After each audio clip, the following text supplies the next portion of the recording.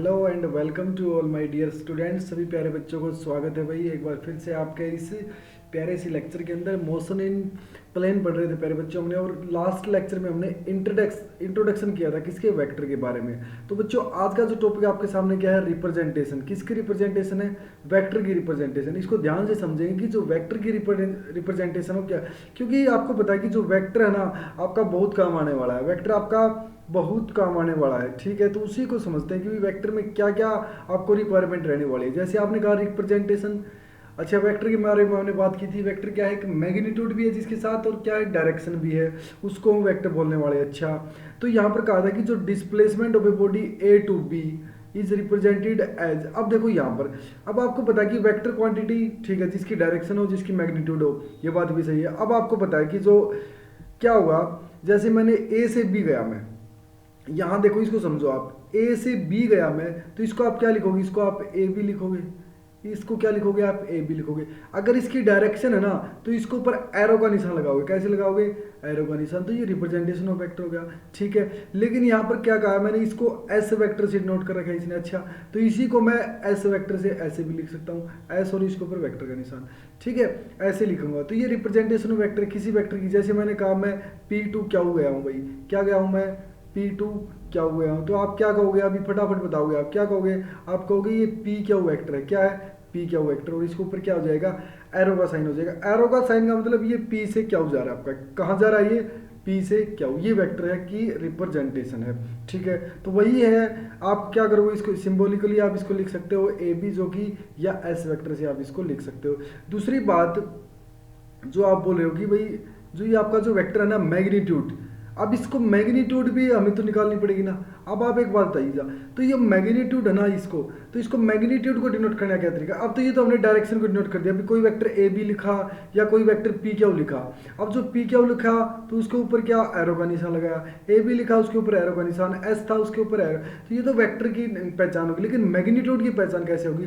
तो आप A B लिखो, या तो आप लिखो मैग्नीट्यूड ऑफ ए बी, ठीक है, या आप लिखो ए बी का मैग्नीट्यूड, और उसके ऊपर वेक्टर तो लिखी थी आपने, उसका मॉडुलस बना दो।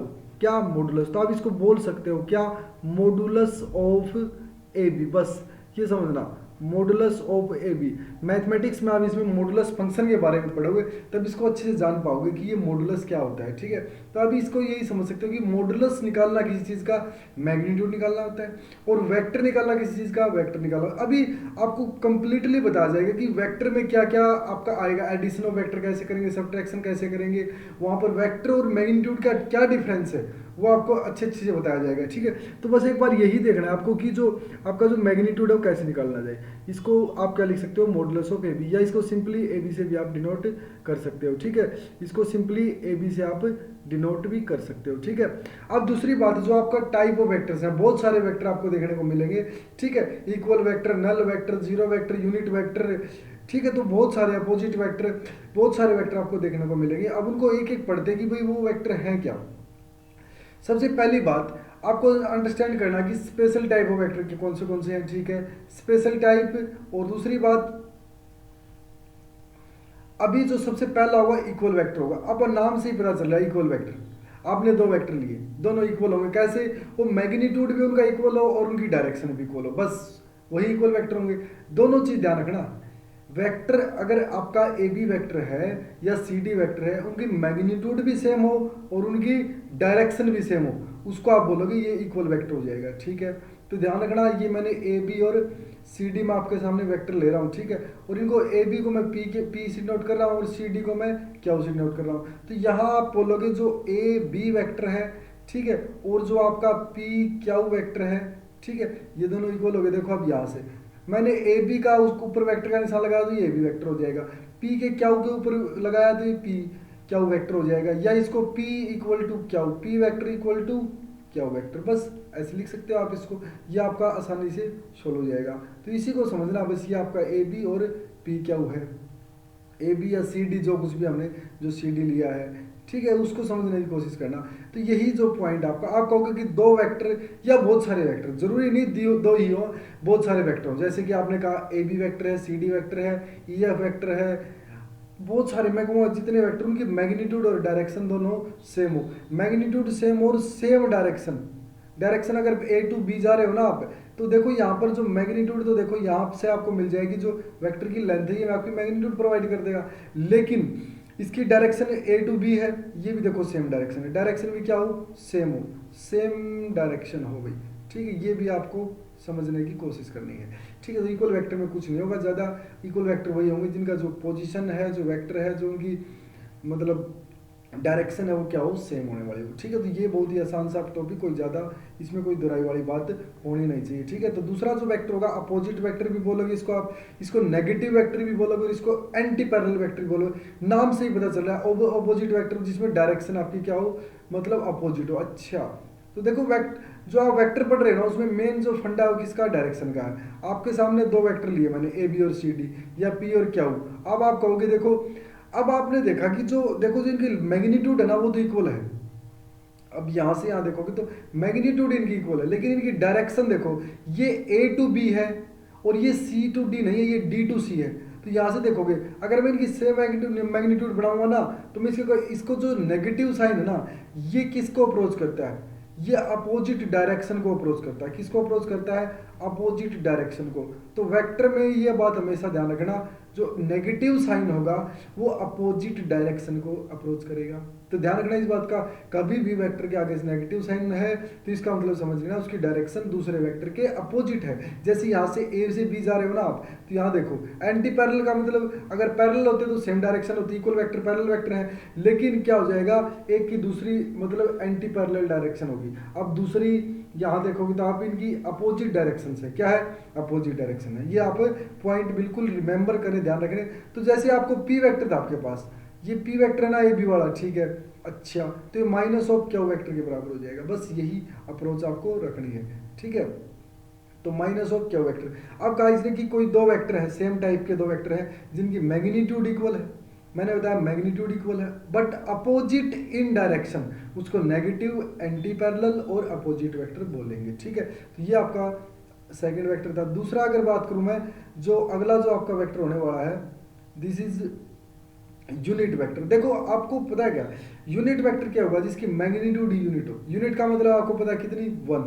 अच्छा जी, इस पॉइंट को अच्छे से समझने की कोशिश करना। जो यूनिट वेक्टर रहेगा वो आपका क्या रहेगा, एक यूनिट मैग्नीट्यूड वाला रहेगा। अच्छा जी, तो यूनिट वेक्टर की क्यों रिक्वायरमेंट पड़ती है, सबसे मेन चीज आपको ये देखना है, एक यूनिट वेक्टर क्या रहेगा, आपका गिवन वेक्टर है अपॉन में मैग्नीट्यूड ऑफ दैट वेक्टर। ठीक है, जैसे कि मैं आपको बताता हूँ, आप समझने की कोशिश करना। जैसे मैंने कहा कि ए है ना, इसको ए और इसको कैप से नोट किया जाता है हमेशा। ए कैप हो गया, जैसे बी वेक्टर है तो बी कैप हो जाएगा, सी यूनिट वेक्टर है तो सी यूनिट, डी यूनिट वेक्टर है तो डी यूनिट वेक्टर हो जाएगा। ठीक है, इसको ऐसे ध्यान में रखना। ये देखो मैंने 4 वेक्टर लिख दिया आपके सामने और चारों का यूनिट वेक्टर लिख दिया, मतलब इसकी ए के ऊपर कैप का साइन, एक बी के ऊपर कैप का साइन, सी के ऊपर कैप का साइन, डी के ऊपर कैप का साइन, ये सारे के सारे क्या है, यूनिट वेक्टर। अब कहा जो ए किसका यूनिट वेक्टर है, जैसे मैंने कहा जो ए बी है ना, ए बी, ठीक है, इसका यूनिट, इसका वेक्टर ए यूनिट वेक्टर है, इसमें क्या रहेगा, ए यूनिट वेक्टर रहेगा।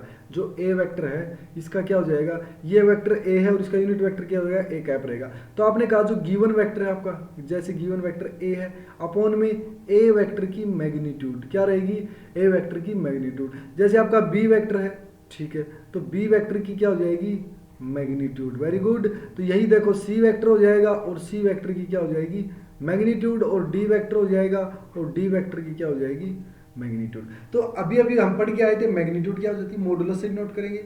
ठीक है, या फिर आप देख रहे हो ये चारों फॉर्मूले देखो मैंने, मतलब चारों क्या है, 4 एप्लीकेशन आपने करके देखी अभी तक। तो यही आपका जो पॉइंट है, बस यही क्लियर करना है आपको। ठीक है, तो एक यूनिट वेक्टर क्या रहेगा, यूनिट डायरेक्शन रहेगी आपका। जैसे आपने ए बी वेक्टर लिखा ना, जो ए वेक्टर लिख दिया आपने, जो ए वेक्टर लिखा है उसी ए वेक्टर को समझने की कोशिश करना, जो आपको क्या दिखाई देगा। जैसे आपका मैं कहूँगा कि पी वेक्टर है, क्या कहूँगा मैं, पी वेक्टर है, तो आप कहोगे पी वेक्टर, अच्छा तो पी का जो कैप हो जाएगा ना, वो इसका यूनिट वेक्टर हो जाएगा। क्या हो जाएगा, यूनिट वेक्टर।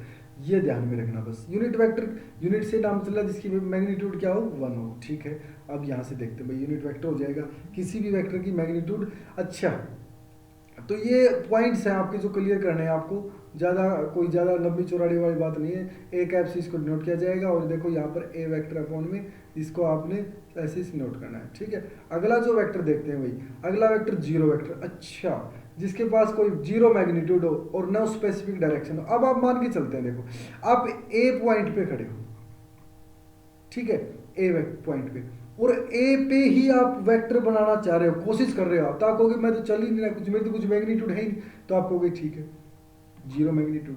तो आपने कहा, क्या कहा आपने, क्योंकि ज़्यादातर इसकी जरूरत पड़ेगी। देखो यहाँ पर क्या हुआ, सब्सट्रैक्शन में, एडिशन में जरूरत पड़ेगी, इसलिए हम जीरो वेक्टर को लेते हैं। ये ध्यान रखना इस पॉइंट को, क्योंकि इसका देखो जीरो जीरो कंपोनेंट हो जाएंगे, मतलब आप मान के चलो एक्स वाई जेड क्या हो जाएगा, जीरो जीरो हो जाएगा। बस यही भाई, जीरो मैग्नीट्यूड है और कोई स्पेसिफिक डायरेक्शन होती नहीं है, वो शीट नोट करेगा। जैसे कि एक वेलोसिटी ऑफ पार्टिकल है, अब वेलोसिटी आपको पता है ना, अब मैंने बोल दिया वेक्टर और मैंने बोल दिया जीरो वेक्टर, मतलब जिसकी मैग्नीट्यूड जीरो। अच्छा, तो वेलोसिटी वेक्टर भी क्या हो सकता है, रेस्ट पे है, किसी भी पार्टिकल की velocity of that particle at rest है। अच्छा, ये पॉइंट्स आपको यही पॉइंट है कि भाई, और the position vector of particle at origin. अच्छा, ये दोनों पॉइंट है, आप क्लियर करो।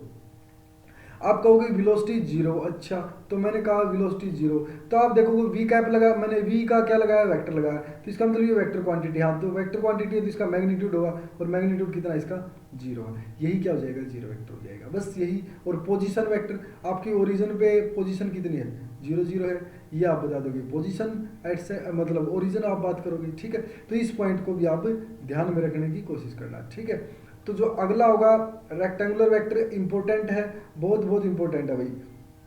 तो सबसे पहली चीज है रेक्टेंगुलर कंपोनेंट, आपने सुना भी होगा रेक्टेंगुलर कंपोनेंट, अगर नहीं सुना है तो इस वीडियो को, इस पॉइंट को अच्छे से समझने की कोशिश करना। आपके कोऑर्डिनेट एक्सिस में एक्स एक्सिस होती है, वाई एक्सिस होती है, जो आपका एक्स एक्सिस के साथ जो रेक्टेंगुलर कंपोनेंट होगा ना, उसको आई कैप से नोट करते हैं हम, ठीक है। ये जेड कंपोनेंट भी आ गया हमारे पास, क्या होगा, जेड कंपोनेंट। अच्छा, जो आई रिप्रेजेंट करेगा ना, देखो इस पॉइंट को समझने की कोशिश करना, आई जो रिप्रेजेंट करेगा वो यूनिट वेक्टर को रिप्रेजेंट करेगा एक्स एक्सिस के अलोंग। अच्छा जी, तो वाई एक्सिस के अलोंग कौन करेगा, फिर जे करेगा, वाई एक्सिस के अलोंग कौन करेगा, तो जे करेगा भाई, ठीक है। तो इस पॉइंट को समझने की कोशिश करना, और जेड एक्सिस के अलोंग के रिप्रेजेंट करेगा। तो आप इस पॉइंट को देखना, आई एक्सिस के अलोंग यूनिट वेक्टर क्या आपका आई कैप, जे एक्सिस के अलोंग जे कैप, जेड एक्सिस के अलोंग के कैप। तो ये आई जे के है ना, ये यूनिट वेक्टर है एक्स वाई जेड के अलोंग, बस ये पॉइंट समझना। आई जे के क्या है, यूनिट वेक्टर है, किसके अलोंग है, एक्स वाई जेड के अलोंग। आई किसके अलोंग, पहले वाला एक्स आता, फिर वाई आता, फिर जेड आता, इस तरह पहले आई आता, जे आता, के आता है, ऐसे ऐसे आपने ले रखे यूनिट वेक्टर। और देखो सिंबल देखो आप, आई के ऊपर कैप का निशान, ये आई के ऊपर कैप, आई कैप, जे कैप, के कैप, इनको ऐसे बोलते हैं भाई, आई कैप, जे कैप, के कैप। अब इसी इनको देखना, जो रेक्टेंगुलर जो यूनिट वेक्टर है ना, वो यूनिट वेक्टर है along the positive direction of the x axis of the coordinate system। अच्छा, इसी पॉइंट को आप समझने की कोशिश करना। अगर मैं नेगेटिव एक्सिस ले लूँगा ना, तो यहाँ पर माइनस ऑफ आई कैप हो जाएगा, जे कैप ले लूँगा तो माइनस ऑफ जे कैप हो जाएगा, और जेड का अपोजिट जाएगा, उसकी दूसरी अंदर की तरफ जाएगा। जैसे ये बाहर की तरफ आ रहा है ना आपका जेड एक्सिस, आप इसको समझ लेना। ये जो पॉइंट होते हैं ना, जैसे तीनों उंगलियों को आप क्या करना है, आपको 90 डिग्री पे बनानी तीनों उंगलियां। देखो ये तीनों उंगलियां आपकी 90 डिग्री पे होंगी। अब ये तीनों उंगलियां 90 डिग्री पे होगी तो आप समझ लेना आई कैप, जे कैप, के कैप ही। अब आप देख रहे हो, जैसे ये एक्स एक्सिस है, ये वाई एक्सिस है, तो जेड कैप आपका क्या बाहर की तरफ है, ठीक है। और जो दूसरी डायरेक्शन हो जाएगी ना, वो क्या हो जाएगी, अपोजिट हो जाएगी। देखो ऐसे ये हो जाएगी जेड डायरेक्शन हो जाएगी। इस पॉइंट को आप समझने की कोशिश करना, this is very very helpful to you, ठीक है। तो ये देखना आप, ये म्यूचुअली परपेंडिकुलर होंगी तीनों की तीनों। आप तीनों उंगलियां लेना, थंब लेना, फर्स्ट फिंगर, सेकंड फिंगर, और तीनों को 90 डिग्री बनाना। ऐसे पहले फर्स्ट और सेकंड को बनाना, और फर्स्ट और थंब को बनाने को अभी देखोगे कि मतलब तीनों 90 डिग्री के ऊपर हैं। तो इन पॉइंट्स को आप आराम से समझ पाओगे, ज़्यादा कोई दोहराई वाली बात है नहीं। पोजीशन वेक्टर, जो पोजीशन बता दे। अच्छा, पोजीशन वेक्टर तो मैंने आपको जो किस में बताया था, याद करो, मोशन इन वन डायमेंशन के फर्स्ट चैप्टर के अंदर ही बताया था मैंने, फर्स्ट लेक्चर के अंदर ही बताया था। क्या, एक वेक्टर जो पोजीशन बताए किसकी, अब उस पोजीशन बताई ना आपने, वहाँ की मैग्नीट्यूड और direction with respect to coordinate axis. अच्छा जी, ये है। तो बस पोजीशन वेक्टर आपका कोई भी हो सकता है, ठीक है। जैसे मैंने कहा 2 और 3 मेरे क्या है, कोई पॉइंट है स्पेस के अंदर। अच्छा जी, तो आप क्या कहोगे, एक्स एक्सिस के साथ। अब देखो इस पॉइंट को समझने की कोशिश करना, 2 और 3 ये पॉइंट मैंने लिया, अब देखो 2 और 3, तो पोजीशन वेक्टर क्या होगा इस पॉइंट P के ऊपर with respect to coordinate axis. अच्छा इसको मिलाओगे आप, इसको मिलाओगे ना तो ये पोजीशन हो जाएगी ना, क्या हो जाएगी पोजीशन। अच्छा अब इसको लिखने का तरीका सीखना आपको, ठीक है। P वेक्टर देखो ये जो लिखने का तरीका ना ये समझने की कोशिश करना आप। देखो यहाँ से जो आपने बोला कि जो मेरा एक्स एक्सिस के साथ कौन सा कंपोनेंट है, ये कहोगा, ये कहोगा एक्स है, ये कहेंगे आप वाई है, ठीक है। तो एक्स इंटू आई कैप, वाई इंटू जे कैप, बस यही समझने की कोशिश करना। आई कैप दिया हुआ है, जे कैप एच डी है, 2 क्या है मैग्नीट्यूड है, और 3 क्या है मैग्नीट्यूड है। 2 मैग्नीट्यूड है, आई कैप बता रहा है कि एक्स डायरेक्शन में मैग्नीट्यूड है, 3 मैग्नीट्यूड है लेकिन ये बता रहा है कि जेड डायरेक्शन में मैग्नीट्यूड है। इस बात को समझने की कोशिश करना कि 2 जो आपकी है वो x डायरेक्शन में मैग्नीट्यूड है और 3 आपकी z डायरेक्शन में मैग्नीट्यूड है। ये आपकी क्या बता गई, पोजीशन बता दी गई भाई, राइट, पोजीशन बता दी गई भाई, ठीक है ना। तो इसी पॉइंट को आप समझने की कोशिश करना। अब देखो आप जीरो वेक्टर पूछ रहे थे ना भाई, जीरो वेक्टर क्या होता है। अब देखो आपने कहा एक्स एक्सिस ओ पॉइंट के ऊपर देखो आप 0 0 पॉइंट थे ना, एक्स एक्सिस पर 0, वाई एक्सिस पर 0 है, तो 0 है कि, लेकिन वही बात है। तो ये आपका ओपी वेक्टर बन गया भाई, क्या बन गया, ओपी वेक्टर। अच्छा जी, तो यही समझने की कोशिश करना, जो ओपी वेक्टर है वो क्या हो जाएगा, देखो 2i + 3j। तो ये मतलब आप पोजीशन वेक्टर, मैं आपको बता भी सकता हूँ, जो पोजीशन किसी पॉइंट की बताओगे तो देखो ओपी वेक्टर क्या हो जाएगा, p - o होता है, ये हमेशा ध्यान रखना। ऐसे अगर कभी भी पूछा जाए ना आपसे कि जैसे मैं कहूँगा कि ए बी की पोजीशन वेक्टर बताओ तो आप कहोगे b वेक्टर - a वेक्टर, ठीक है। आपसे कोई पूछ ले सी डी का पोजीशन वेक्टर कहोगे, आपसे पूछे कि भाई सी डी का पोजीशन वेक्टर तो कहोगे आप डी वेक्टर - सी वेक्टर। आपसे पूछे कोई एम एन का पोजीशन वेक्टर बताओगे तो आप कहोगे n - m का पोजीशन वेक्टर, ठीक है। तो आपको बोल दिया गया भाई ए बी का पोजीशन वेक्टर तो आप कहोगे b - a का पोजीशन वेक्टर। तो p क्या में क्या हो जाएगा, ओपी में p - o हो जाएगा भाई, ठीक है। तो यहाँ से p वेक्टर आपका ये था और o वेक्टर ये था, और i वाले में से i वाला माइनस करना है, j वाले में से j वाला आपका माइनस करना। तो ये आपके जो टाइप ऑफ वेक्टर ना ये देखना आपको। अच्छा जो आगे देखते हुए एमसीक्यूज देखो, फटाफट देखो भाई एमसीक्यूज। आपने सभी वेक्टर्स पढ़े, टाइप ऑफ वेक्टर पढ़े आपने। अब इन पॉइंट्स को समझने की क्लियरली कोशिश करना है कि आपको समझ में आया क्या। फिर क्वेश्चन लगा के देखो भाई, क्वेश्चन में आपको आपसे हो रहा है क्या। 4 ऑप्शन आपके सामने हैं, पेश किए गए हैं, तो आप फटाफट बताओ भाई, फटाफट आप बताइएगा, बताइए फटाफट कि भाई रिजल्टेंट है टू फोर्सेस का रिजल्टेंट है of magnitude f acting A point √2f, what is the angle between the vector. अच्छा ये पॉइंट आप समझने की कोशिश करना, ठीक है। यहां से देखने की कोशिश करेंगे भाई, तो रिजल्टेंट है टू फोर्सेस का, ईच ऑफ मैग्नीट्यूड f, देखो 2 फोर्सेस हैं, each of magnitude of f। अब आपको एक बात तो समझ में आ सकती है, what is the force between the vector. देखो इस पॉइंट को आप एक बार क्लियरली क्या करो, एक बार होल्ड करो, क्योंकि अभी तक आपको ये समझ में नहीं आएगा। क्यों, क्योंकि इसमें डॉट प्रोडक्ट में आपको ये अच्छे से क्लियरली हो जाएगा, किसमें, डॉट प्रोडक्ट में। लेकिन आप देख सकते हो, लेकिन फिर भी आप देख सकते हो कि जैसे मैं आपको बता देता हूँ कि जो आपने रेक्टेंगुलर कंपोनेंट पढ़े ना उनके बेसिस पे आप बता सकता हूँ कि जैसे कहा कि इसने कहा एक फोर्स F था और एक दूसरा फोर्स भी F था। ये फोर्स किसके डायरेक्शन में होगा, आप कहोगे I डायरेक्शन में। ये फोर्स किस में होगा, J डायरेक्शन में। तो ये रिजल्टेंट देखो आप। अच्छा रिजल्टेंट क्या देगा आपका, मतलब पैरेललोग्राम ला भी देखेंगे इसमें, वही पैरेललोग्राम भी आपने अभी तक पढ़ा नहीं है। तो ये क्वेश्चन क्या हो जाएगा, जैसे कहा भाई ये क्या हो जाएगा, √1 का स्क्वायर प्लस √1 का स्क्वायर, ये आपका √2f है ऐसे। अब 1 इस साइड चला, 1 इस साइड चला, तो यहाँ से देखेगा जो i और j वेक्टर है ना, यहाँ पर i और j वेक्टर ये क्या 90 डिग्री है एक दूसरे के। लेकिन अभी भी इन वेक्टर्स क्या, अभी आगे हम देखेंगे डॉट प्रोडक्ट के अंदर देखेंगे अच्छे से, आपको क्लियरली वहाँ समझ में आ जाएगा, ठीक है।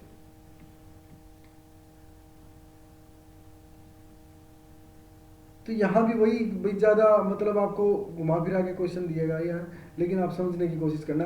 अगर दो सम ऑफ वेक्टर है is also a vector of unit magnitude, अच्छा तो the magnitude of the difference of the two vector is. अच्छा एक बात बताइएगा आप कि जो आपको बोला गया नहीं भाई, जो आपका जो सम ऑफ टू वेक्टर्स है is also a vector of unit magnitude.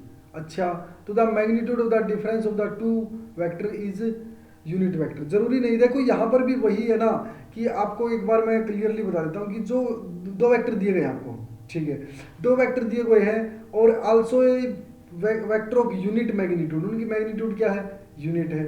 अच्छा, तो दो वेक्टर की मैग्नीट्यूड क्या यूनिट हो जाएगी, आप कहोगे √2।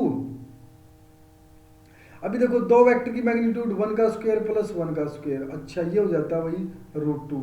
ओके, अब ये वेक्टर, ठीक है, अब देखो यहाँ पर जो ये मैग्नीट्यूड आई ना √2, अब जो ये बोल रहा है कि ये वेक्टर √2 का स्क्वायर प्लस 1 का स्क्वायर फिर वही √3। अच्छा, तो ये जो यूनिट मैग्नीट्यूड आने वाली ना, इसको क्लियरली आप अच्छे से पॉइंट को आगे समझ पाओगे। ये जो कि है ना क्वेश्चन आपके लिए लास्ट में करवाने चाहिए थे, मुझे लग रहा है, मुझे ऐसा, ठीक है। तो जो ये क्वेश्चन आप नेक्स्ट एक्सरसाइज के अंदर ही करेंगे, मतलब तब हम कंप्लीट वेक्टर कर लेंगे, तब आपको पता चलेगा। तो प्यारे बच्चों, वेक्टर था ना जो आज का जो टॉपिक था वो क्या था, रिप्रेजेंटेशन। क्या था, रिप्रेजेंटेशन, ठीक है। मुझे लगता है कि वीडियो आपको बहुत अच्छे से समझ में आई होगी। अच्छे अच्छे नोट्स बनाना है, वीडियो को शेयर करना, लाइक करना है, कमेंट करना है, जहां पर भी दिक्कत है आपको कमेंट करके बताइएगा। अगली वीडियो में आपको क्लियर सोल्व कर दिया जाएगा वो डाउट आपका, ठीक है। तो मिलते हैं नेक्स्ट वीडियो के अंदर, तब तक के लिए बहुत बहुत धन्यवाद। थैंक यू प्यारे बच्चों।